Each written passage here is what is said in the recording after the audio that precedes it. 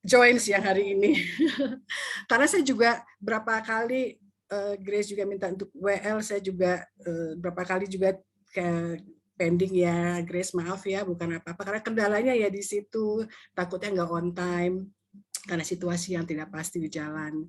Baik, saya bersyukur untuk siang hari ini bisa bertemu dengan mama-mama semua ya di sini dalam keadaan sejahtera, sehat, sukacita. Saya percaya sungguh nyata kuasa, kebaikan kasih Tuhan pada kita semuanya, Ibu-Ibu PW Deborah.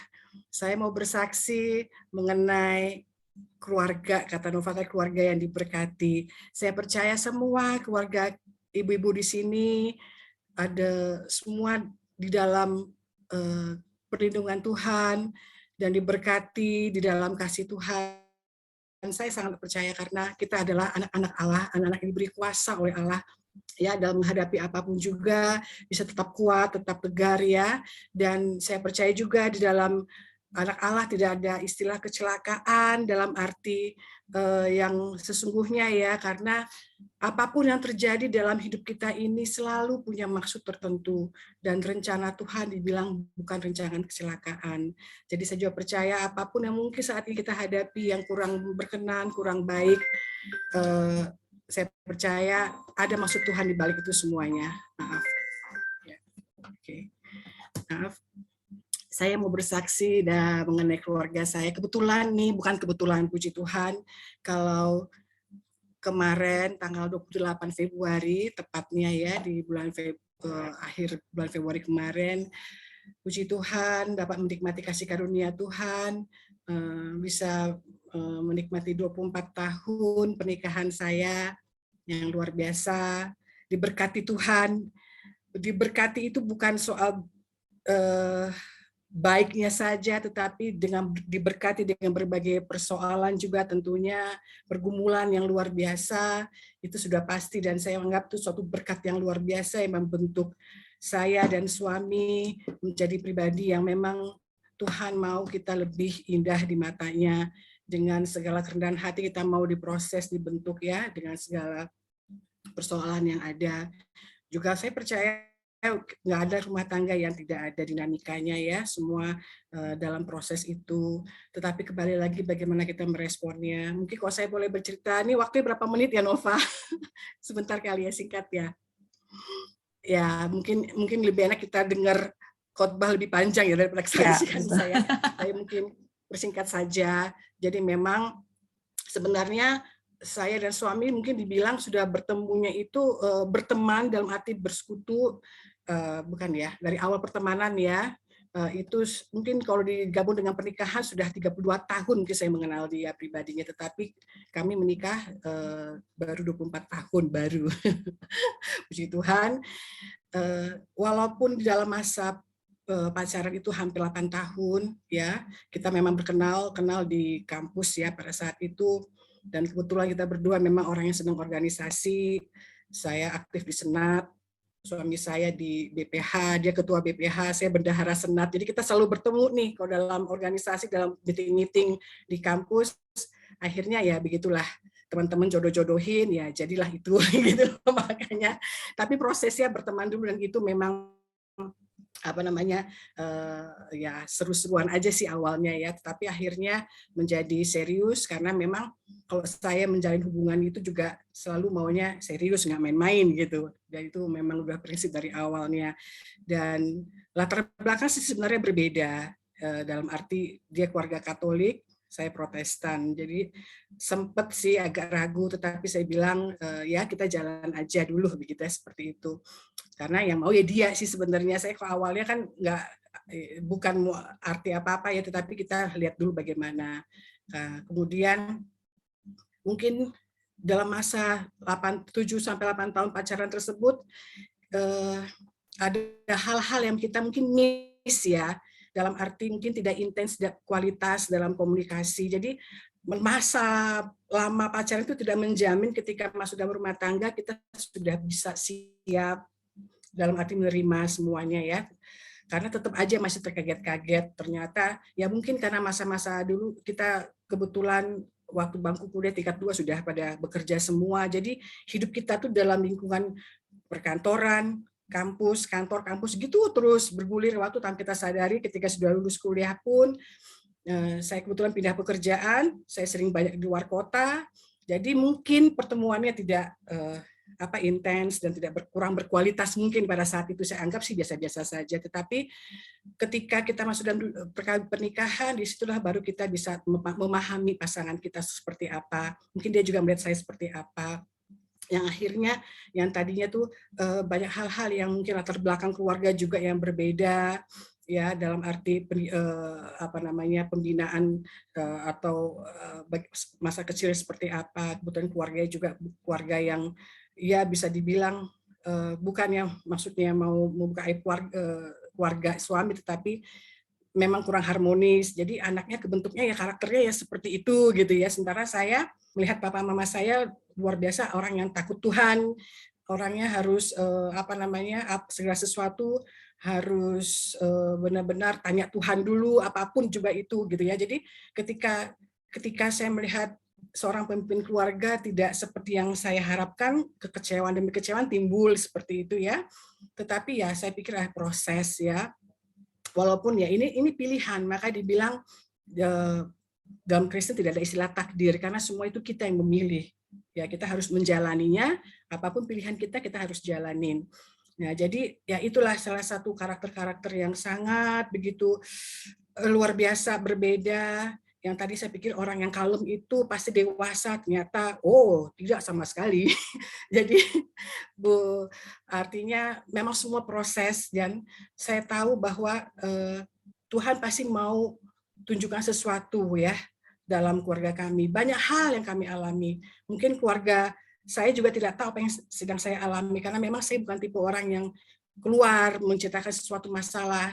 Dari dulu saya memang pribadinya ini memang bukan tipe orang yang kok ada apa-apa ya disimpan sendiri. Apapun itu larinya ya ke Tuhan, karena memang dari sejak muda masa remaja itu dunia saya itu memang dunia di gereja, kegiatan aktivitasnya begitu. Jadi apapun saya semua serahkan sama Tuhan. Jadi nggak pernah saya ngomong ke orang lain, bahkan ke orang tua gitu kalau ada permasalahan.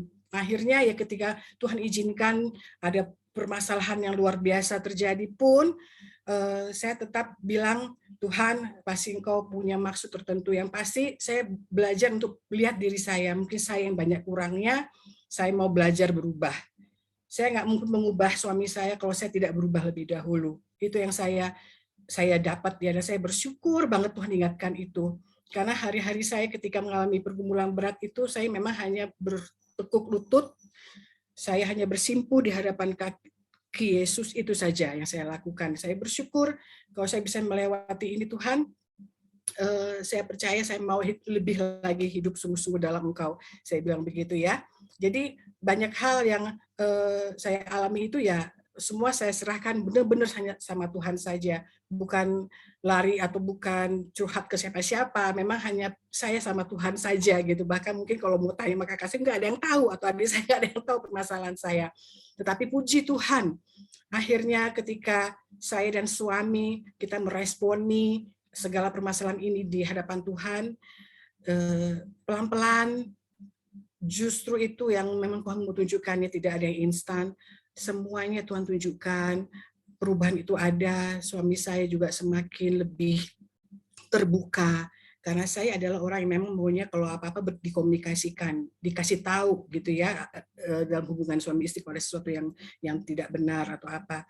Pada saat itu, sebelum saya mengalami permasalahan besar ini, saya orang yang memang tidak mau kalau ada apa-apa saya memang simpan sendiri, terus sementara kita harus komunikasikan itu sama suami ya.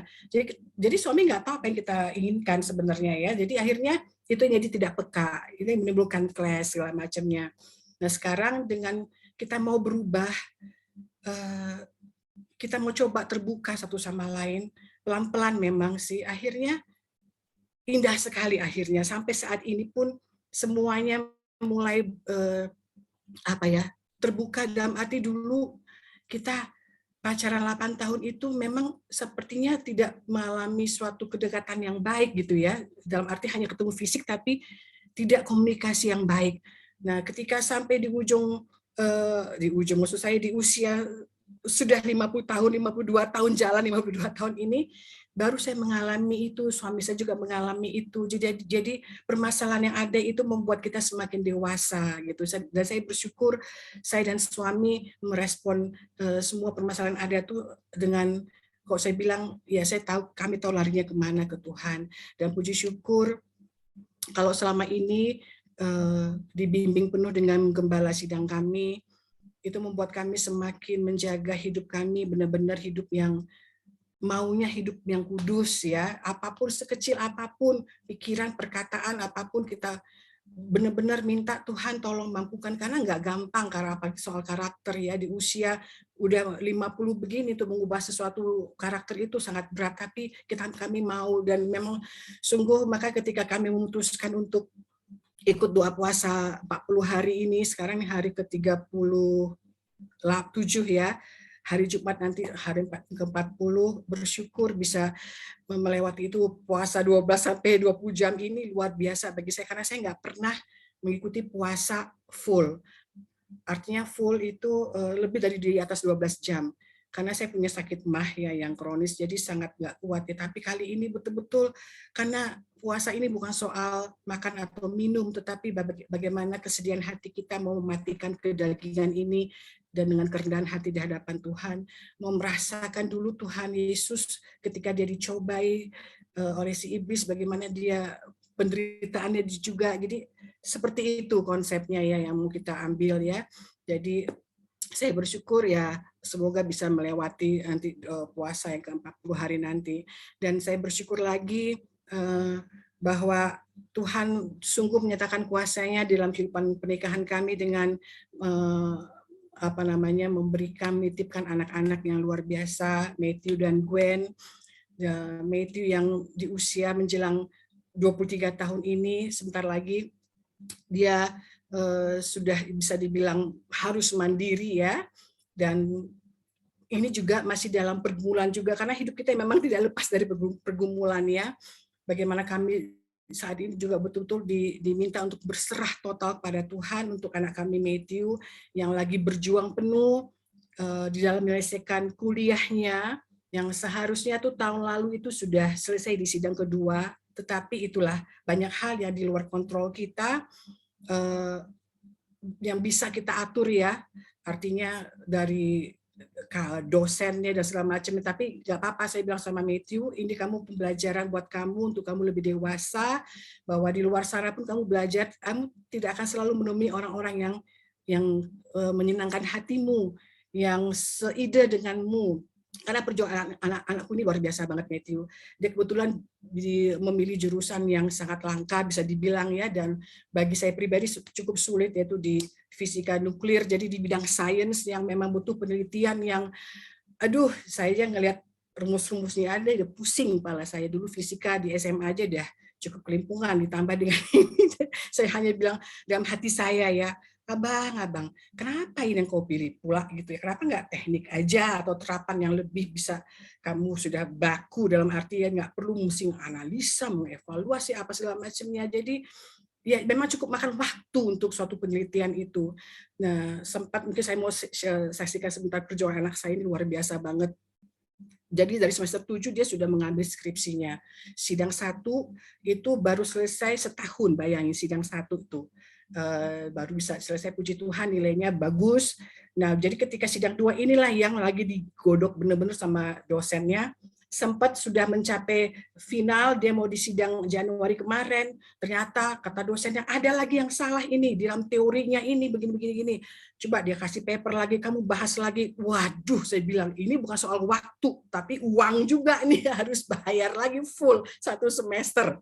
Aduh, jadi tapi kami sebagai orang tua hanya mensupport aja. Abang, kamu tetap semangat, saya bilang gitu. Mungkin dosen kami, kamu melakukan sesuatu yang lebih baik lagi, bisa dipertanggungjawabkan dengan benar. Jadi udah berapa banyak jurnal yang dia baca, dia pelajari ya, puluhan ya. Jadi itulah yang membuat dia sekarang berjuang untuk bisa menyelesaikannya ya. Kami hanya bisa support dalam doa, berikannya juga ruang lingkup yang baik supaya dia tetap semangat menyelesaikannya. Tolong doa dari teman-teman PW juga supaya dia bisa dalam waktu dekat ini bisa selesai dan disidang ya. Jadi tapi nggak apa-apa, ini proses luar biasa. Saya bilang untuk menjadi yang terbaik memang harus melalui proses yang luar biasa. Nah, kamu harus sabar ya, dan kamu tetap harus tanggung jawab dengan pilihanmu. Saya bilang begitu aja. Karena dengan begitu dia mengalami Tuhan kan dalam hidupnya. Kalau nggak begitu, lempeng-lempeng aja, tidak ada dinamika, akhir beda cerita lagi ya. Tetapi dengan begini dia lebih sungguh-sungguh lagi untuk berserah penuh pada Tuhan ya. Juga untuk anak saya yang kedua, Gwen, yang sebentar lagi akan lulus kelas 12 ya.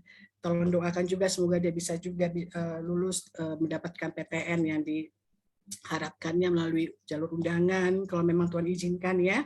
Kalau tidak diizinkan pun bisa melalui jalur banyak sekali sekarang program-program untuk masuk PTN ya. Jadi apapun itu kembali lagi kehendak Tuhan yang jadi. Jadi kami bersyukur walaupun masih banyak pergumulan ke depannya yang harus kami hadapi, tapi ketika melihat ke belakang, hal yang paling berat sudah kami bisa lewati dengan luar biasa pertolongan Tuhan.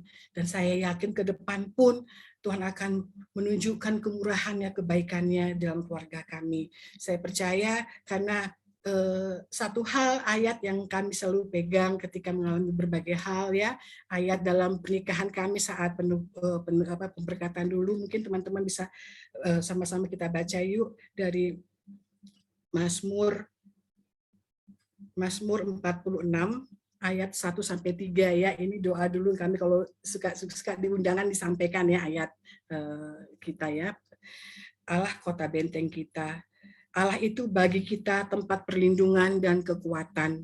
Sebagai penolong dalam kesesakan sangat terbukti. Sebab itu kita tidak akan takut sekalipun bumi berubah, sekalipun gunung-gunung goncang di dalam laut, sekalipun ribut dan berbuih airnya, sekalipun gunung-gunung goyang oleh geloranya. Inilah yang menjadi akhir dari kesaksian saya, teman-teman semuanya tetap kuat dalam pergumulan apapun yang kita hadapi saat ini ya.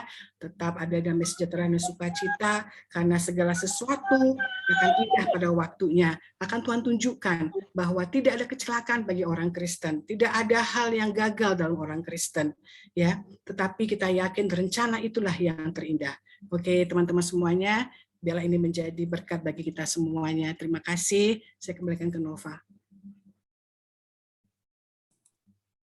Oke, baik. Makasih Kak Mita untuk untuk bagi berkatnya. Terima kasih, sangat memberkati ya. Baik, kita akan naikkan sebuah pujian sebelum kita mendengarkan firman Tuhan. Kita naikkan pujian berkat bagi keluargaku. Mohon maaf kalau suara saya agak bindeng karena memang lagi agak pilek nih. Kita naikkan pujian ini.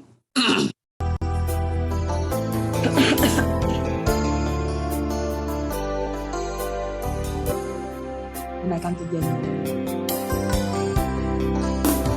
Kiranya Tuhan berkenan memberkati rumah keluargaku. Apa yang telah Tuhan berkati,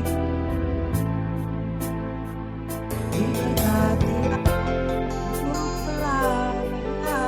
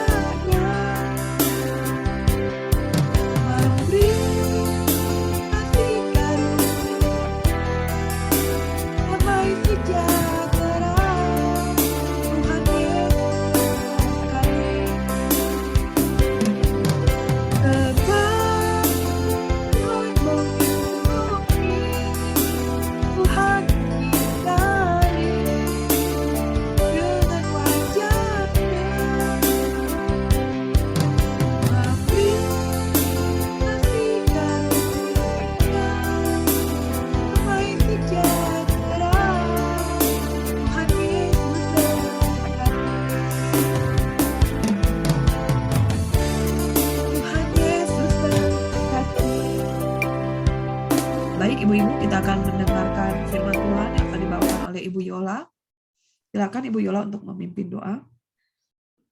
Mari ibu-ibu yang terkasih, kita satukan hati kita siap dengar firman Tuhan, kita bersatu di dalam doa. Bapa, kami bersyukur untuk siang hari ini, kami bisa dipertemukan lewat Zoom meeting ini Tuhan. Kami percaya bahwa lewat setiap pujian, lewat setiap kesaksian, Engkau sudah ada di dalamnya dan Engkau sudah memberkati setiap hati kami. Dan kami siap untuk Tuhan berkati melalui firman-Mu. Kau kuduskan hamba, Kau kuduskan kami semua yang mendengarnya. Di dalam nama Tuhan Yesus, haleluya. Amin. Puji nama Tuhan, shalom saudara, ibu-ibu yang terkasih dalam Tuhan. Shalom Terima Ibu. kasih untuk Ibu Grace yang sudah menghubungi saya dan mengundang saya di PD Deborah pada siang hari ini. Saya dikasih tema hari ini, seisi rumahku diberkati. Waduh, kalau ngomong seisi rumahku diberkati, saya jadi flashback ke belakang, Ibu-ibu ya. Dulu saya menikah 15 tahun yang lalu, karena tahun ini saya memasuki pernikahan yang ke-15 tahun. Apa jelas ya suara saya ya Ibu-ibu ya? Jelas Ibu. Jadi pas Ibu Grace kasih tema ini, saya jadi flashback ke belakang. Karena tentang keluarga yang diberkati berarti bukan bicara tentang pacaran lagi gitu ya. Karena keluarga diberkati ini ya kita yang membina rumah tangga. Ada suami, istri, dan anak-anak. Kalau keluarga inti kita itu sudah diberkati, pasti impact-nya ke keluarga besar. Kalau kita sudah diberkati nih, keluarga inti kita yaitu suami, istri, dan anak-anak, kita nggak usah omongin lagi kita diberkati. Karena orang tua kita, saudara-saudara kita pasti tahu kita diberkati. Waktu dulu saya baru menikah, ibu-ibu, nih saya introduce dulu. Saya susahnya apa, saya sedihnya apa, saya nggak pernah keluar gitu, Ibu. Saya nggak pernah menceritakan masalah rumah tangga saya kepada orang atau kepada orang tua saya atau kepada saudara-saudara saya. Begitupun dengan suami saya. Jadi ketika kami sedang dalam masalah atau kekurangan, kami diam gitu. Tapi di saat kita diberkati, nggak usah cerita, pasti semuanya tahu. Karena terlihat dengan mata gitu ya ibu-ibu ya. Kalau kita diberkati bukan bicara tentang harta, bukan berbicara tentang kekayaan. Tapi diberkati di sini adalah hati kita yang penuh damai sejahtera dalam menjalani rumah tangga itu. Bukan masalah kita punya apa, kita rumahnya gede kayak apa, mobilnya kita berapa, tidak dinilai dengan materi masalah diberkati itu, tapi masalah hati. Itulah Ibu ya. Damai sejahtera ada nggak di dalam rumah tangga kita? Kalau materi banyak, harta banyak, tapi setiap hari kita gontok-gontokan, setiap hari kita berantem, setiap hari kita tidak pernah ada sejahteranya. Untuk apa harta kekayaan itu diberikan bagi kita? Semuanya omong kosong lah. Di saat kita susah aja, waktu dulu saya menikah, Ibu Saudara ya, saya mengalami kekurangan. Kalau tambah gontok-gontokan lagi, bagaimana Tuhan mau memberkati? Waduh, itu perjuangan yang luar biasa. Dulu saya setahun 2 tahun pernikahan saya itu masa krisis gitu ya. Karena usia saya dan suami saya pun sangat berbeda jauh gitu, Ibu-ibu. Suami saya dan saya itu beda 10 tahun. Jadi saya waktu nikah itu umur 22 kalau tidak salah. Suami saya itu umur 32. Kita beda 10 tahun. Di saat masuk dalam rumah pernikahan itu tidak mudah menyatukan yang satu umur sekian, yang satu umur sekian ya. Tadi Ibu yang sudah bersaksi sudah tahu ya. Kalau pacaran mau berapa lama pun beda ketika kita memasuki namanya rumah pernikahan. Beda banget ya. Semuanya tahu dari awal bangun, tidur, melek lagi, semua karakternya kita bisa baca. Jadi di tengah 2 tahun itu saya mengalami masa krisis bersama suami saya. Waduh, nggak mudah ya. Saya ini jiwa muda gitu waktu itu ya, membara banget gitu. Kalau emosi tuh nggak bisa tertahan gitu. Gemes rasanya. Kalau berantem tuh pengennya gimana sih ya? Masih muda banget gitu ya. Tapi berjalannya waktu, saya kok mulai belajar gitu di dalam rumah tangga ini, gitu ya. Kok ngapain ya tiap hari maunya ribut, berantem, gontok-gontokan gitu. Walaupun suami saya waktu itu banyak mengalahnya daripada saya gitu. Saya karena masih emosi gitu, usia saya yang lebih muda, jadi suami saya banyak mengalahnya. Tapi akhirnya lama-lama itulah ya, ada Roh Kudus yang mengingatkan kita. Di saat kita tiap hari membaca firman Tuhan, di saat kita bersekutu dengan Tuhan, walaupun ada masalah gontok-gontokan suami, disitulah Roh Kudus mengingatkan kita. saya sadar banget itu ya. Ngapain sih kamu gontok-gontokan? Gimana kamu mau diberkati rumah tanggamu? Bagaimana kamu mau menjadi berkat di tengah-tengah jemaat? Waktu itu saya juga sebagai worship leader gitu, ibu-ibu ya. Gimana suamimu mau diberkati? Gimana Tuhan mau mengangkat kamu kalau kamu masih mempertahankan keegoisanmu ini? Waduh, di situ saya tertegur gitu, ibu ya. Saya mulai belajar di situ. Saya mulai ada kerendahan hati, kerendahan diri. Jadi semua intinya dalam rumah tangga itu adalah kerendahan hati sih sebenarnya. Kita saling menyesuaikan, saling mengisi di dalam rumah tangga kita. Jadi kita harus tahu fungsi masing-masing. Saya fungsinya apa sebagai istri, suami saya fungsinya apa sebagai suami. Kita harus tahu prioritas dalam keluarga. Jadi kalau istri kita yang mengurus rumah tangga, melayani suami, melayani anak-anak. Bukannya kita ini menjadi leader gitu ibu-ibu ya. Kadang-kadang kita sulit nih ibu-ibu nih. Karena saya udah rasain ya, kita tuh maunya jadi leader gitu. Ibu-ibu tuh kita maunya jadi kepala gitu ya. Makanya Tuhan bilang, istri-istri tunduklah kepada suamimu gitu ya ibu-ibu ya. Karena apa? Karena memang ibu-ibu ini maunya menanduk gitu ya, menanduk suami gitu. Dan suami kadang-kadang bilang yes aja karena nggak mau ribut sama suaminya. Inilah yang menjadi pergumulan di dalam rumah tangga kita karena kita nggak bisa diberkati karena nggak ada satuan hati gitu ibu-ibu ya. Jadi kita ini harus tahu prioritas. Saya dulu meninggalkan pelayanan ibu-ibu karena suami saya sudah sibuk dan anak-anak saya tidak terurus. Pada suatu saat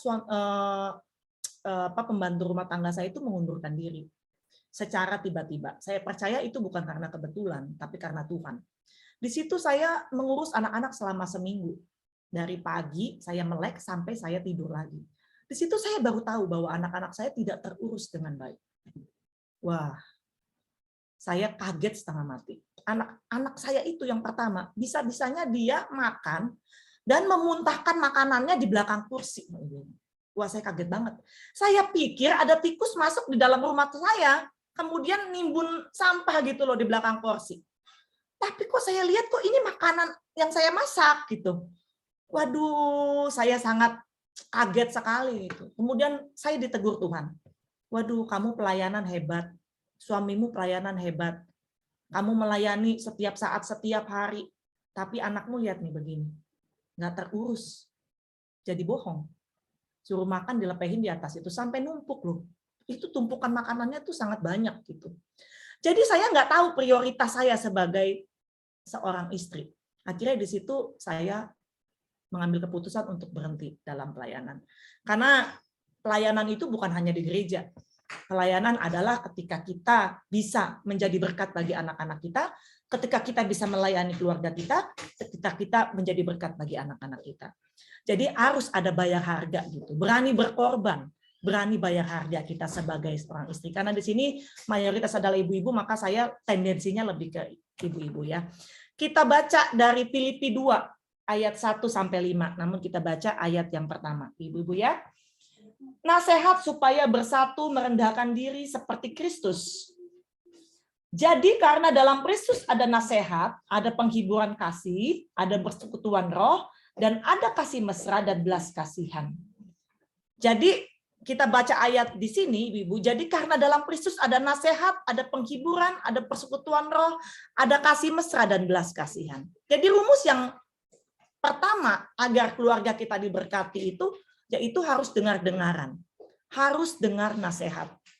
Kadang-kadang kita ini sulit untuk mendengar nasihat, karena kita ini maunya menang sendiri.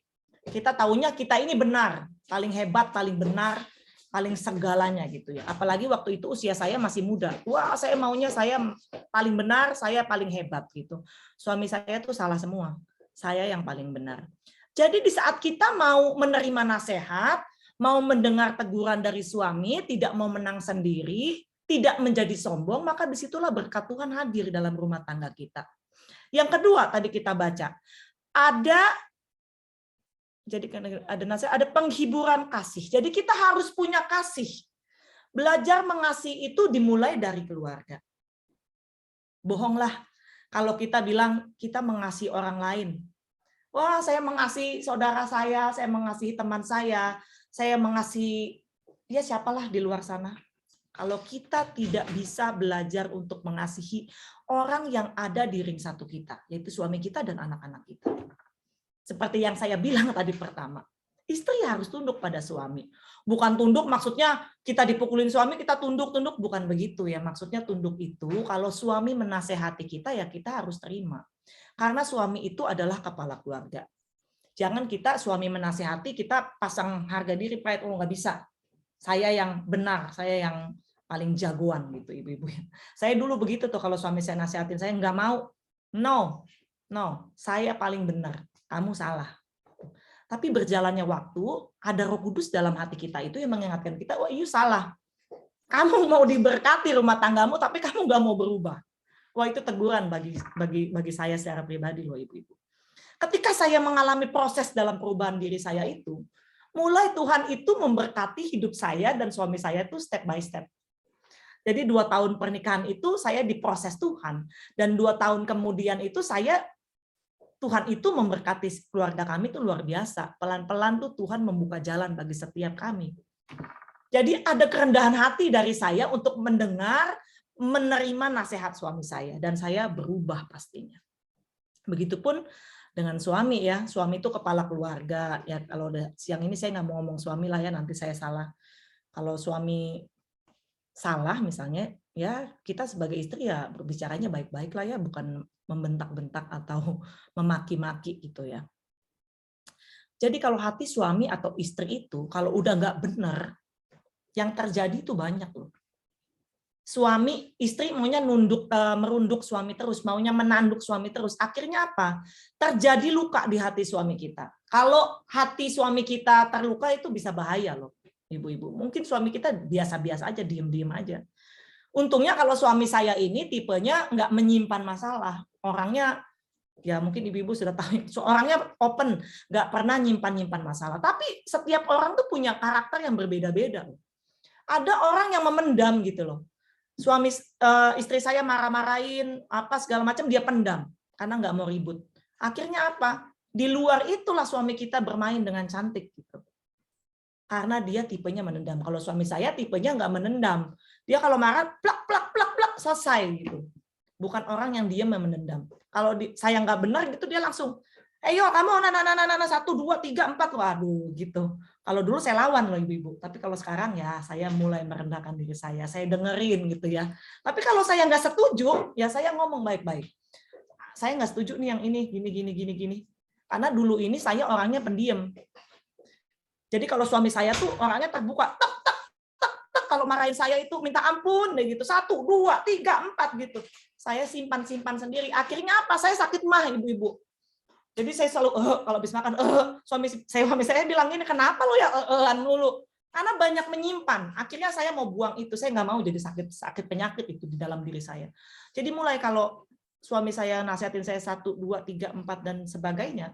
Kalau saya nggak setuju, saya mulai berbicara. Saya nggak mau yang ini Pak, begini gini. Jadi ada argumentasi yang baik. Jadi bukan saling menyerang atau saling menuduh, ada komunikasi yang baik dan argumentasi yang baik gitu. Kembali yang tadi saya bilang, kalau hati suami kita sudah terluka, hatinya menjadi tawar, atau dengan bahasa mati rasa, waduh ini udah bener banget nih. Saya takut banget dengar kata mati rasa itu loh. Semua udah dewasa di tempat ini ya ibu-ibu ya. Kalau kita sudah mati rasa, bagaimana kita mau mengasihi dan melayani suami kita? Misalnya hubungan suami istri. Kalau suami kita sudah mati rasa, bagaimana kita bisa melakukan hal-hal seperti ini, ibu-ibu? Pasti tidak bisa. Akhirnya apa? Akhirnya berdampak buruk. Bisa suami kita di luar gimana-gimana, kita nggak tahu, ibu-ibu. Karena sudah ada mati rasa itu. Udah cuek, nggak peduli, bodo amat. Istri saya mau jungkir balik, istri saya mau kemana kek, mau foya-foya kek, mau sama teman sosialitanya kek, udah nggak peduli lagi. Suami udah nggak punya peran lagi, karena udah nggak peduli. Ini yang udah dibilang cuek, mati rasa. Jadi istrinya nggak benar, fungsi suami udah nggak ada sebagai kepala rumah tangga yang mengasihi istrinya. Mengasihi istri seperti Kristus mengasihi jemaatnya, Tuhan bilang begitu. Jadi kalau suami udah sakit hati, udah mati rasa, udah cuek, wah kita yang dirugikan loh sebagai istri. Kita nggak ada arah lagi, nggak ada yang nasihatin kita lagi, nggak ada yang lihat kita lagi. hidupnya akan berantakan, rumah tangga kita akan berantakan. Bagaimana kita mau diberkati Tuhan kalau di dalam rumah tangga ini yang berdua pribadi ini nggak sepaham dan nggak sehati? Wah, itu nggak mungkin datang berkat Tuhan. Jadi kalau suami istri sudah nggak benar hatinya, kacaulah rumah tangga kita. Istri nggak mau dikasih tahu, suami udah nggak peduli, itu udah nggak karu-karuan deh ya. Banyak yang seperti itu loh ibu-ibu ya. Kalau kewajiban suami istri dilakukan dengan baik tuh, dengan baik, dengan taat akan Kristus, maka dampak-dampak yang positif itu akan terlihat pada anak-anak kita loh. Kita ini sebagai orang tua adalah cerminan bagi anak-anak kita. Anak-anak kita ini melihat contoh yang baik dari orang tuanya. Orang tuanya harmonis, orang tuanya takut Tuhan, orang tuanya bisa menyelesaikan problem dengan baik. Maka anak-anak kita itu sebagai pendengar dan pelihat yang baik gitu. Maka apa dampaknya? Dampak positifnya itu ketika anak-anak kita masuk dalam rumah tangga. Anak-anak kita ketika memasuki rumah tangga melihat contoh yang baik dari orang tuanya, kita tidak disusahkan sebagai orang tua. Wah, ini banyak ceritanya loh ibu-ibu. Kalau saya ada konseling bersama suami saya gitu, wah Pak, anak saya seperti ini Pak, begini. Jangan mengejudge anak seperti itu loh. Rumah tangga anak saya begini, rumah anak saya begitu. Jangan mengejudge seperti anak kita yang salah. Kita harus tahu latar belakangnya. Kenapa anak kita seperti ini? Jangan-jangan kita ngasih contoh yang nggak baik, makanya ditiru di kemudian hari. Makanya suami saya itu selalu tegas sama saya, Yol, kamu harus kasih contoh yang baik untuk anak-anak. Karena saya, kata suami saya nggak mau nanti tua saya disusahkan sama anak-anak saya. Saya nggak mau rumah tangga anak-anak saya ini nanti meniru hal-hal yang tidak baik, akhirnya kita sebagai orang tua yang dirugikan. Benar nggak ibu-ibu ya? Kita nggak mau kan kita sampai tua tuh disulitin masalah anak-anak, yang harusnya anak-anak sudah kuliah, menikah, dan sudah beres. Mereka membina rumah tangganya. Tapi karena kita memberikan contoh yang tidak baik itu bagi anak-anak, kita nanti akan disusahkan. Lain halnya kalau anak-anak kita memang sungguh-sungguh sudah di dalam Tuhan, benar-benar berubah gitu, ada pemulihan ya ibu-ibu ya. Ini saya katakan yang di luar Kristus gitu. Tapi udahlah, jangan sampai deh ya ibu-ibu ya. Jangan sampailah kita mengasih contoh-contoh yang nggak baik itu, kita susah nanti di tua. Saya nggak mau banget gitu loh. Udah ngurus anak-anak, kita nih capek ya ibu-ibu ya. Masak pagi hari, besok menunya apa, bekal anak sekolah apa. Udah capek banget. Kadang-kadang saya bilang sama anak saya, aduh kamu sekolah baik-baik deh ya. Takut Tuhan deh, kenal Tuhan. Supaya mama nih nggak disusahin lagi nanti. Kalau kalian udah menikah tuh kalian pergi, kalian membina rumah tangga dengan takut Tuhan. Kita orang tua nih nggak punya PR lagi gitu ibu-ibu. Itu loh yang saya kasih tahu di tempat ini. Jangan sampai kita sampai tua nanti kita direpotkan oleh masalah rumah tangga anak-anak kita. Dan akhirnya kita sedih gitu loh. Walaupun bagaimanapun ya, walaupun rumah tangga anak-anak kita sudah menikah sebagaimanapun, kita ngeliat rumah tangga anak kita nggak bagus, berantakan, gimana sih ya? Kita ini orang tua, nggak mungkin kita tutup mata gitu ibu-ibu ya. Nggak mungkin kita tutup mata atas kesedihan anak-anak kita.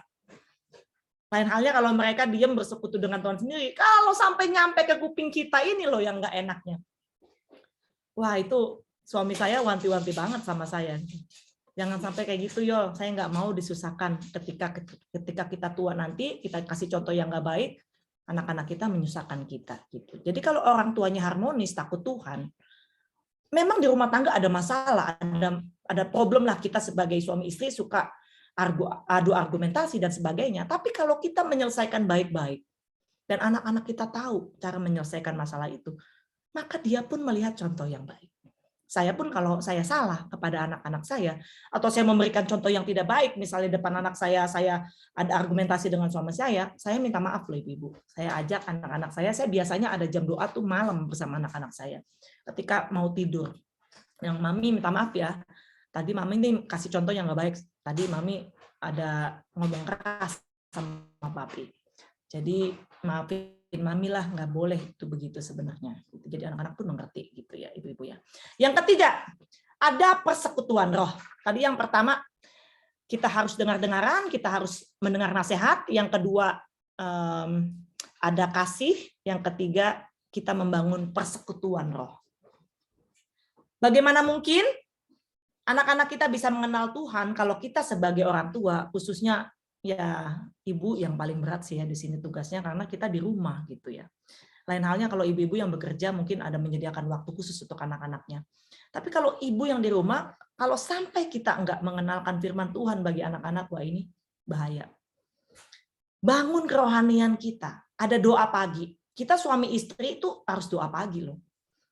Ada doa malam bersama anak-anak. Kalau pagi anak-anak gak sempat, ya sempatkanlah waktu saat mau tidur. Kita doa sama-sama, kita bersekutu bersama-sama. Malam tuh saya sebelum tidur biasanya quality time saya bersama anak-anak. Untuk membaca Alkitab, kemudian kita diskusi, kemudian kita berdoa bersama-sama untuk mendoakan semuanya. Jadi mesbah keluarga itu dibangun, ibu-ibu, di dalam rumah tangga kita. Jangan kalau pagi-pagi nih kita bangun, kita bukannya HP. Bangun tidur, lihatnya langsung HP gitu ya. Mana HP saya? Aduh, mana yang dicari HP gitu ibu-ibu ya. Bukan berdoa, mana yang dicari HP. Ya, itu memang HP itu kadang-kadang jadi iblisnya gitu ya. Kita pagi-pagi bukan menghadap Tuhan, malah lihatnya HP. Lihat Instagram dulu gitu ya. Lihat apa Facebook dulu. Aduh, ada WA apa nih di grup mana nih? Di grup persekutuan mana nih WA yang dicari? Bukan cari Tuhan dulu tapi carinya HP gitu ya. Jadi ya hari ini kita sama-sama belajar. Pagi-pagi kita membangun mesbah keluarga baik dengan suami dan anak-anak, bukan mementingkan hal-hal yang tidak menjamin hidup kita gitu. Dan satu lagi nih. Saya pernah bangun tidur ingat peristiwa yang nggak enak malam hari gitu, pagi-pagi kita emosi. Wah, itu kalau udah kita emosi bangun tidur, sehari itu mood kita nggak enak. Semuanya kena. Anak-anak kena marah, suami kena marah, pembantu kena marah, semuanya kena marah. Kalau kita nih bangun pagi udah emosi. Jadi sebenarnya intinya dalam keluarga itu, kita ini sebagai penolong loh dalam keluarga. Wah, penolong itu luar biasa loh bebannya ini. Jangan sampai kita ini jadi batu sandungan sama anak-anak dan suami. Saya pernah bangun tidur. Nggak tahu saya kenapa ya waktu itu, saya lupa. Bangun tidur saya emosi. Oh, ada ini. Saya ada masalah sama keluarga. Akhirnya saya tidur tuh kebawa mimpi dan bangun tidur nggak enak. Bukannya bangun tidur berdoa, malah emosi udah. Ini belum selesai. Wah, itu salah ya. Makanya firman Tuhan bilang, jangan kamu punya masalah tuh sampai terbenam matahari gitu ya, ibu-ibu ya. Kita harus selesai begitu. Kadang-kadang memang kita wanita susah. Mainnya perasaan sih. Kalau suami saya tuh logika, udahlah, dia punya masalah kayak apapun ngorok dia, ibu-ibu, suami saya tuh nggak pernah saya lihat dia punya masalah berat apapun nggak bisa tidur gitu. Beda halnya sama kita nih wanita yang main perasaan. Dipikirin mulu sampai bangun tidur, bukannya doa malah mikirin yang itu, akhirnya apa? Emosi jiwa. Pagi-pagi udah papa bangun, pembantu saya ini sedikit udah cerewet semua, kata anak-anak saya. Waduh, kacau nih, udah satu kena semua rumah kena, kata anak-anak saya begitu. Jadi itu ya, kita harus menjaga komunikasi kita dengan Tuhan, mengutamakan Tuhan. Dan selanjutnya yang keempat yaitu ada kasih mesra dibilang. Waduh, kasih mesra ini bisa ada karena ada komunikasi yang baik loh ibu-ibu. Kalau kita nggak punya komunikasi yang baik di dalam keluarga, sama suami kita nggak punya komunikasi yang baik, sama anak-anak kita nggak punya komunikasi yang baik, mustahil rasanya ada kasih mesra di dalam keluarga kita. Jadi tidak mungkin ada kemesraan kalau kita nggak punya komunikasi yang baik antara orang tua dan anak. Pulang kerja, anak-anak udah nyambut kita, papi. Papinya malah sibuk main handphone, cek telepon. Halo. Nggak mungkin ada komunikasi yang baik. Gimana mau kasih mesra, kita bercanda, kita peluk anak kita, apa nggak ada. Itu dingin, istilahnya dingin nih ibu-ibu ya. Anak-anak kita pun merasakan gitu ya. Anak-anak kita itu sensitif loh, bisa melihat orang tuanya bagaimana. Jadi nggak mungkin kasih mesra itu dapat terbangun, terjalin, kalau kita sebagai orang tua nggak punya komunikasi yang baik dengan anak-anak. Begitupun dengan kita suami istri. Kalau di rumah kita masing-masing lihat gadget kita sibuk dengan urusan kita, nggak pernah ada quality time bersama keluarga, makan malam lihatnya handphone, sarapan pagi lihatnya handphone gitu ya. Bagaimana ada kasih mesra? Nggak mungkin ada kasih mesra. Jadi kasih mesra itu terbangun karena adanya komunikasi yang baik. Ya kitalah yang tahu lah bagaimana komunikasi yang baik di dalam keluarga. Karena kadang di keluarga itu beda-beda loh komunikasinya. Saya sama keluarga saya ya begini loh komunikasinya untuk menjalin kasih mesra di antara kita tuh begini. Semua keluarga beda-beda ya. Dan yang selanjutnya, yang kelima, ada belas kasihan. Gimana kalau ada punya belas kasihan kalau hatinya udah nggak benar? Yang kayak tadi saya bilang di atas ya. Kalau hati kita ini udah nggak benar kepada suami kita atau ke anak kita, mana mungkin sih ada belas kasihan? Kalau suami kita sakit misalnya, tapi hati kita udah nggak benar nih, udah simpan kepahitan. Boro-boro ngurusin, yang ada malah apa ibu-ibu? Syukurin sakit, jahat sih sama gue. Gitu kan ya. Begitu bukan dengan suami kali, kalau istri sakit, kalau udah menyimpan begitu banyak dendam, nggak ada keterbukaan, nggak ada kerendahan hati, ya begitu akhirnya saling menghujat gitu ya. Istri sakit, jahat sih sama saya, nggak ngurusin saya sih, mau-maunya sendiri, ya kena lu batunya sakit. Jadi saling apa ya ini ya? Saling menyumpahi gitu ya, sakit satu dengan yang lain tuh bukannya saling mengasihi, suami kita sakit atau istri kita sakit, malah saling ngata-ngatain gitu ibu-ibu ya. Karena hatinya udah nggak benar, jadi nggak ada belas kasihan. Belas kasihan itu terjadi karena tadi ada komunikasi yang baik, ada kasih mesra, ada kasih, ada penghiburan gitu dalam keluarga, ada mesbah keluarga. Jadi timbullah belas kasihan satu dengan yang lainnya. Banyak ya kita lihat-lihat ya, anak-anak nih yang sudah dewasa berumah tangga gitu ya, kita lihat orang tuanya kok nggak diurus ya, gitu ya. Kenapa ya orang tuanya kasihan banget loh, sakit, kenapa anak-anaknya pada kemana nih? Anak-anaknya kok nggak ngurusin ya? Kita nggak tahu background di belakangnya apa. Jangan-jangan orang tuanya dulu sering menyakiti anak-anaknya, atau tidak mengurusi anak-anaknya, dan anaknya tidak mengenal Tuhan, tidak ada pemulihan gitu loh ibu-ibu. Ini loh yang paling penting, pemulihan di dalam keluarga, dalam setiap masalah itu sangat penting. Jadi kita nggak menanamkan akar pahit di tengah-tengah kehidupan anak-anak kita. Saya kadang-kadang suka lihat, kasihan banget ya ini, kok anaknya nggak ngurusin ya. Ibunya udah tua banget, anaknya nggak ngurusin. Misalnya di panti jompo, kita kunjungan gitu, anaknya ini nggak dilihat-lihat Bu sama anaknya. Kasihan anaknya nggak tahu kemana. Ditelantarkan begitu aja. Jadi inilah yang kita harus waspadai ibu-ibu. Kita harus membangun hal-hal yang baik di dalam Tuhan. Kita harus ada Kristus di dalam rumah tangga kita. Sehingga belas kasihan itu ada di dalam setiap hati anak-anak kita. Kita baca ayat 2, baca ayat selanjutnya ya. Karena itu sempurnakanlah sukacitaku dengan ini. Hendaklah kamu sehati sepikir dalam satu kasih, satu jiwa, satu tujuan. Jadi satu hati itu memang susah. Di mulut bilangnya yes, tapi di hati bilangnya enggak. Sering saya dengar di gereja ya bilang gini, Tuhan, satukanlah hati kami. Benar nggak ibu-ibu ya? Kita sering ya dengar di gereja gitu, satukanlah hati kami. Karena memang menyatukan hati itu sulit. Setiap pribadi itu beda-beda. Untuk menyatukan hati itu butuh tadi yang dibilang, rendahan hati gitu ya. Butuh penundukan diri di hadapan Tuhan. Karena orang itu maunya beda-beda. Saya maunya ini, saya maunya itu. Makanya mujizat yang terbesar adalah ketika pernikahan dua pribadi ini disatukan oleh Kristus. Itu mujizat yang terbesar, ibu-ibu ya. Karena nggak mau ribut sama istri, suami itu kadang-kadang bilangnya yes, yes, yes. Pak, aku mau ke sini loh, Pak. Yuk, boleh nggak, Pak? Boleh, yes. Padahal di hatinya nggak boleh. Pak, saya mau ikut perkumpulan arisan ini, boleh ya, Pak? Yes, boleh. Karena nggak mau debat argumentasi sama istri. Padahal hatinya nggak suka. Ini dia yang seringkali buat kita itu sulit menerima berkat gitu, ibu-ibu. Karena apa? Nggak ada kesatuan hati di antara suami dan istri. Misalnya nih ya, dulu saya mau beli rumah, misalnya saya mau pindah rumah. Suami saya tuh nggak mau gitu ibu-ibu ya. Pak, kita pindah rumah yuk, ini udah rumahnya kecil gitu, kita udah tambah anak segala macam. Itu suami saya nggak bisa diganggu-gugat kalau nggak mau. Nggak pernah terjadi transaksi itu ibu-ibu, kalau suami saya nggak bilang yes tuh nggak mungkin terjadi. Tapi kalau ketika suami saya dibukakan hatinya, kemudian dia setuju, maka berkat Tuhan itu dicurahkan.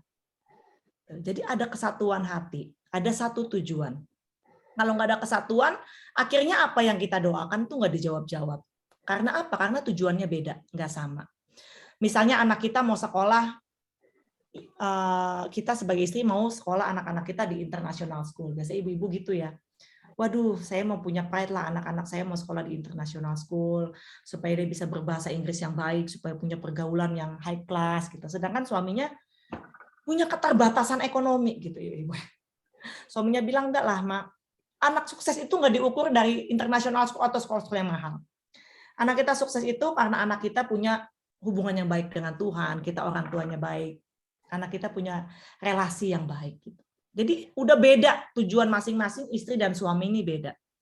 Akhirnya apa? Akhirnya terjadi apa ya, di dalam anak-anak kita ini tahu gitu loh, papa saya kok nggak ngizinin saya ya di sekolah sana, saya maunya di sana. Akhirnya anak-anak melihat bahwa kita ini suami istri tidak satu hati, tidak satu tujuan, ibu-ibu. Akhirnya apa? Anak kita nggak ada penghargaan loh bagi kita orang tuanya. Kita nggak punya satu hati, satu tujuan, nggak satu suara. Begitupun kalau kita misalnya belain anak, itu sering banget nih terjadi. Anak kita salah, kita belain gitu. Akhirnya kita suami istri clash di depan anak. Gara-gara anak salah kita belain. Misalnya sering terjadi nih ibu-ibu yang belain anak loh. Saya nggak mau loh gitu lagi. Anak saya salah, saya belain. Suami saya tegur, saya nggak terima. Saya malah nyalain suami saya. Nah ini yang menjadi contoh yang nggak baik.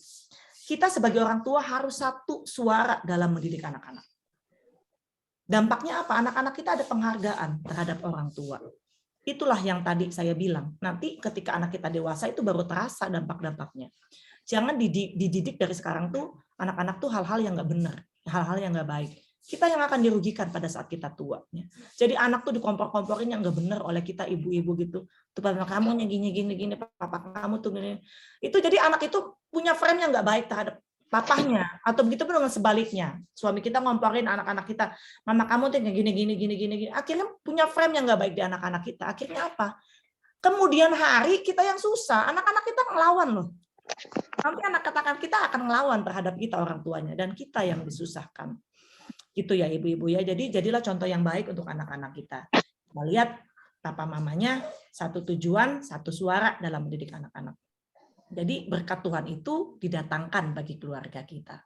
Bukan menjadi kutuk tapi menjadi berkat. Memang menyatukan dua pribadi jadi satu itu sulit. Dibutuhkan adanya kerendahan hati saya bilang tadi. Manusia ini punya sikap egonya sangat tinggi. Merasa pintar sendiri, benar sendiri, jadi susah untuk memahami orang lain. Ya, makanya di ayat selanjutnya, kita baca ayat 3 ya ibu-ibu ya. Dengan tidak mencari kepentingan sendiri atau puji-pujian yang sia-sia. Sebaliknya hendaklah dengan rendah hati yang seorang menganggap yang lain lebih utama daripada dirinya sendiri. Nah ini dia, kalau suami istri menganggap satu dengan yang lainnya lebih utama, sudah pasti diberkati Tuhan. Karena kita membuang ego kita. Kita merendahkan hati satu sama lain. Udah pastilah nggak ada gontok-gontokan lah ini kalau yang hal ini udah kita jalani menganggap satu dengan yang lainnya lebih utama. Jadi kita memprioritaskan apa yang menjadi prioritas sungguhnya. Jadi rendah hati ini bisa kita dapat ibu-ibu kalau kita sudah mengalami Tuhan di dalam hidup kita. Susah loh. Kalau kita nggak ada Roh Kudus di dalam hati kita, kemudian kita rendah hati, itu susah. Karena pada dasarnya manusia ini punya ego yang besar. Kalau kita sudah melihat Kristus, kita sudah melihat pengorbanan Kristus, dan kita sudah mengalami Kristus, ada Roh Kudus di dalam hati kita, maka saya yakin dan percaya, kerendahan hati itu ada di dalam diri kita. Kita harus mengalami Tuhan dulu. Teladan Kristus itu yang rela berkorban, kita memahaminya, dan kita mengalaminya. Maka adalah kerendahan hati kita sebagai istri. Dan suami pun begitu sebaliknya. Jadi sudah dibahas tadi di atas, yang kita bahas adalah ada nasihat, ada kasih mesra, belas kasihan. Semuanya ini tidak mungkin kita bisa lakukan kalau kita tidak mengenal Kristus. Kristus sebagai teladan kita. Kita meneladani Kristus. Kita ini kan memang suka mencari kepentingan sendiri ya ibu-ibu ya. Kalau bergaul nggak ada kepentingannya, saya nggak mau bergaul. Ngapain saya masuk ke PD Deborah, nggak ada kepentingannya buat saya nggak mau ikut join. Begitu ya. Jadi kita ini suka mencari kepentingan diri kita sendiri. Suka mencari muka. Atau ibu-ibu misalnya mau minta sesuatu sama suaminya nih. Saya ingat nih. Saya kan mau ketemu Pak sama komunitas sana, saya mau beli tas dong, yang bagus dong gitu. Suaminya bilang ntar Ma, bulan depan. Aduh, suami saya nggak ngerti saya nih. Suami saya nggak ngerti kebutuhan saya nih. Padahal saya capek loh di rumah ngurusin anak, ngurusin pembantu, ngurusin apa segala macam. Dia nggak mau ngasih hadiah saya. Padahal memang suaminya nggak punya kemampuan untuk ke situ. Kita maksa gitu ibu-ibu ya. Akhirnya apa? Akhirnya kita memberikan kesempatan bagi iblis. Suami kita itu berlaku yang tidak baik. Makanya banyak korupsi, pencuri uang apa. Kadang-kadang karena tuntutan dari istri. Gitu loh ibu-ibu ya. Jadi kalau kita sudah merendahkan hati, sebenarnya rumah tangga itu berkatnya nggak usah dipusing-pusingin, pasti datang sendiri gitu ibu-ibu ya. Kita ini harus berubah lah. Capek ya, tiap hari ribut, tiap hari berdebat. Bukannya datang berkat, malah yang ada datang penyakit gitu ya. Jadi hari ini keluarga kita mau diberkati, kita ingat firman Tuhan ini. Yang pertama tadi, harus dengar-dengar nasihat. Jangan sombong, dengarkan nasihat yang baik, suami menegur, kita harus terima. Dan kita juga harus menjadi contoh yang baik bagi anak-anak kita. Yang kedua adalah punya persekutuan roh dalam keluarga. Kita bangun mesbah keluarga kita. Yang ketiga ada kasih mesra, kita bangun komunikasi yang baik, suami dengan istri dan orang tua dengan anak. Jadi tidak mungkin kasih mesra itu terbangun tanpa ada komunikasi yang baik di antara kita. Yang keempat ada belas kasihan. Kalau kita sudah menanamkan hal-hal yang baik terhadap anak-anak kita, pasti anak-anak kita itu timbul belas kasihan bagi kita sebagai orang tua, begitupun orang tua terhadap anak. Semuanya ini pasti dibutuhkan kerendahan hati yang sudah saya ulang-ulang tadi, kerendahan hati. Kerendahan hati ini dapat kita peroleh karena kita sudah mengalami Kristus. Jadi itu saja yang bisa saya sharingkan siang hari ini. Kita mau diberkati Tuhan, yaitu rahasianya ibu-ibu ya. Jadi kita harus ingat. Jangan kita mengutamakan ego kita lagi. Mari kita belajar seperti Kristus yang sudah berkorban bagi kita. Itu saja ibu-ibu, kiranya firman Tuhan ini jadi kekuatan dan berkat bagi kita semua. Baik, makasih Ibu Yola untuk firman Tuhannya. Mungkin ada ibu-ibu, kita boleh buka sesi tanya jawab singkat ya Bu ya? Boleh atau nggak bisa? Kira-kira. Kalau ada yang mau nanya, mungkin 1-2 pertanyaan, bagaimana Bu? Ya boleh. Boleh ya. Baik ibu-ibu, dibuka sesi tanya jawabnya, tapi tetap dalam konteks tema kita pada hari ini, yaitu isi rumah kita di Tuhan. Jadi ini konteksnya tetap berupa pertanyaan, bukan jadi kesaksian ya, maksudnya. Ya bisa dijawab oleh pembicara kita Ibu Yola. Silakan kalau ada yang mau bertanya.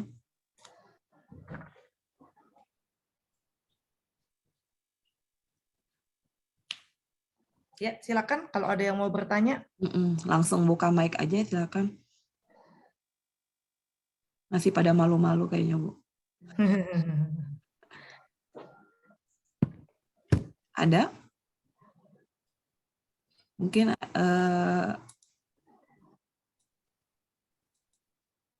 intinya sih dari yang Ibu Yola sampaikan adalah memang penting sekali kerendahan hati ya Bu ya, dan penundukan diri sebagai istri ya Bu ya.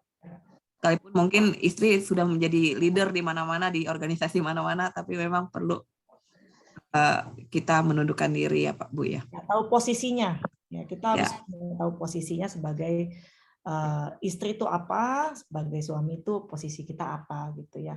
Ya. Oke, baik, sebenarnya tidak ada pertanyaan, kita mau lanjut lagi ya Bu ke selanjutnya. Terima kasih Bu. Nanti Bu Yola boleh ya Bu pimpin doa penutup dan berkat ya Bu ya. Oke. Terima kasih. Bentar. Mau naikkan satu pujian apa langsung berdoa? Ada pengumuman dulu dan doa syafaat Bu. Oh, ya, oke. Baik.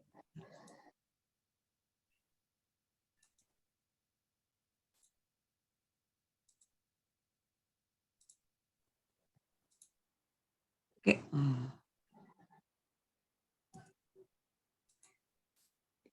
Baik, kita akan doa syafaat yang akan dipimpin oleh Ibu Eviana. Silakan Bu Evi.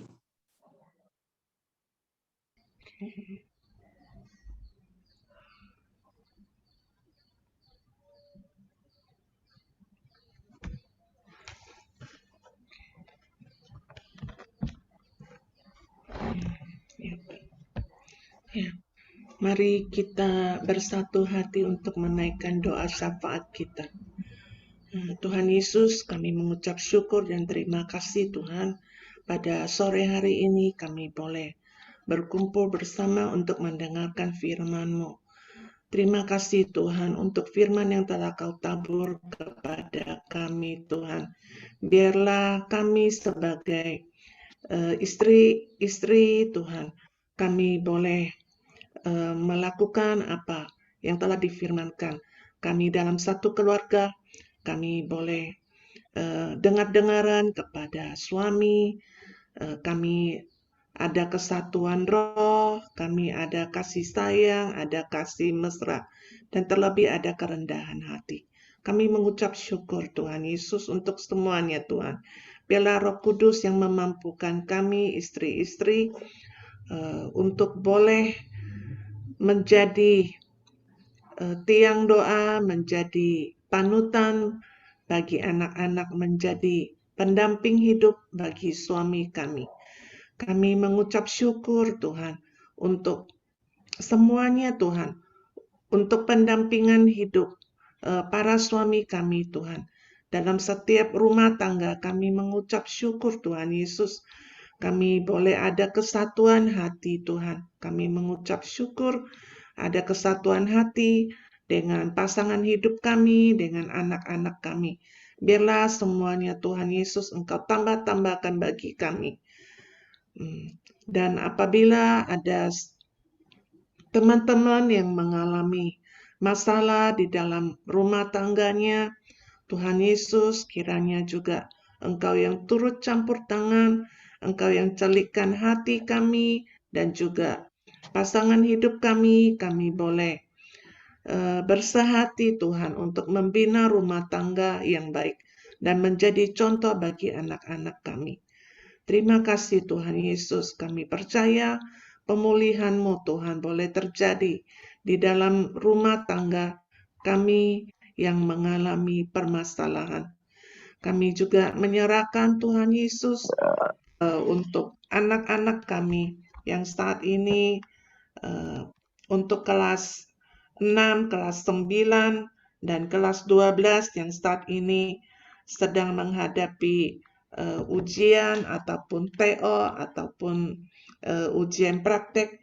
Tuhan Yesus tolong Engkau memberikan kecerdasan bagi anak-anak kami, memberikan mereka ketekunan, disiplin, tanggung jawab dan motivasi di dalam studinya sehingga mereka boleh berhasil melewati ujian sekolah ini Tuhan. Dan juga untuk yang sedang ujian skripsi, Tuhan Yesus juga tolong. Biarlah semuanya boleh Engkau lancarkan. Kami juga berdoa Tuhan untuk orang tua teman kami yang mengalami masalah kesehatan, untuk Oma Kinsun, mama dari Ibu Cindy, mama dari Ibu Eva, dan papa dari Ibu Yuli, dan juga papa dari saya sendiri yang mengalami sakit. Tuhan Yesus, Engkau jamah, Engkau sembuhkan dengan bilur-bilur-Mu. Dan juga mama dari Ibu Yuli Nenggolan yang mengalami sakit, juga Engkau yang jamah, Engkau sembuhkan dengan bilur-bilur-Mu. Terima kasih Tuhan Yesus, terima kasih. Kami percaya Tuhan bahwa tidak ada yang mustahil dari hadapan-Mu. Kami juga berdoa Tuhan untuk teman-teman kami apabila ada yang mengalami sakit penyakit yang kami tidak tahu, Tuhan Yesus kiranya juga Engkau lawat. Juga untuk teman-teman kami yang mungkin ada masalah di dalam ekonomi, di dalam pekerjaan, Tuhan Yesus juga yang menolong dan memberikan jalan. Saat ini juga Tuhan kami bersahati berdoa Tuhan untuk negara kami Indonesia. Kami berdoa untuk presiden, wakil presiden, para menteri dan juga para elit politik. Engkau berikan mereka hikmat, berikan mereka roh takut akan Tuhan, dan mereka boleh mengambil kebijakan seturut dengan kehendak Tuhan. Berikan mereka roh yang takut akan Tuhan. Kami juga berdoa Tuhan untuk kondisi pandemi di Indonesia, kiranya Tuhan juga yang Engkau pegang kendali untuk kondisi ini. Biarlah semuanya boleh kembali menjadi endemi dan kehidupan bisa menjadi normal kembali. Kami juga berdoa untuk pelaksanaan vaksinasi, biarlah semuanya juga boleh berjalan dengan baik, berjalan dengan lancar.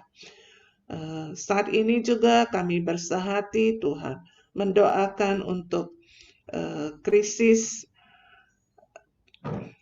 yang terjadi antara Rusia dan Ukraina. Tuhan Yesus juga tolong para pengungsi, dan biarlah juga mereka Engkau berikan hikmat bagi pemimpin-pemimpin dunia.